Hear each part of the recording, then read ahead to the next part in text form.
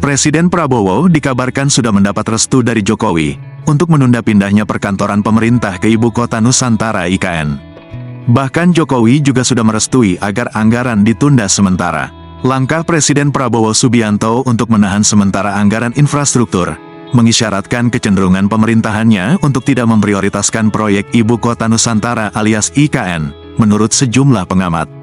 Menteri Pekerjaan Umum, PU, Dodi Hanggodo, pada awal pekan ini menyampaikan pihaknya kemungkinan akan menyetop dulu proyek pembangunan besar karena adanya keterbatasan anggaran. Meskipun Dodi tidak menyinggung kelanjutan proyek IKN, sejumlah ekonom dan pakar kebijakan publik menaksir adanya perubahan arah pemerintahan Prabowo dalam pembangunan ibu kota baru itu. Meski demikian bukan berarti Prabowo tak setuju dengan IKN, apalagi hubungan Prabowo dan Jokowi terbilang saat ini sedang romantis. Namun ada pihak yang menyatakan terlalu dini untuk menilai skala pengutamaan program-program Prabowo. Ada juga pengamat yang sama menyebut konsolidasi anggaran ini diperlukan mengingat jumlah kementerian pada pemerintahan saat ini lebih banyak dibandingkan sebelumnya.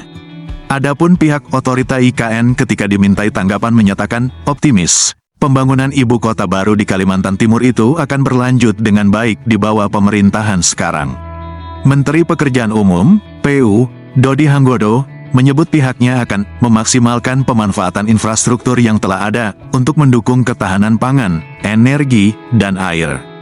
Hal ini, menurut Dodi, tidak lepas dari adanya dengan keterbatasan anggaran saat ini.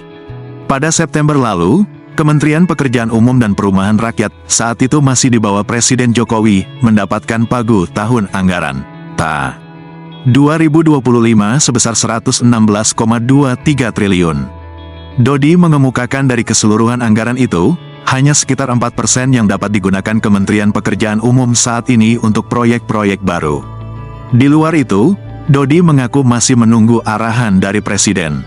Kepala Biro Komunikasi dan Layanan Informasi Sekretariat Jenderal Kementerian Keuangan, Denny Suryantoro, mengakui saat ini masih ada penyesuaian anggaran terkait adanya perubahan struktur kabinet.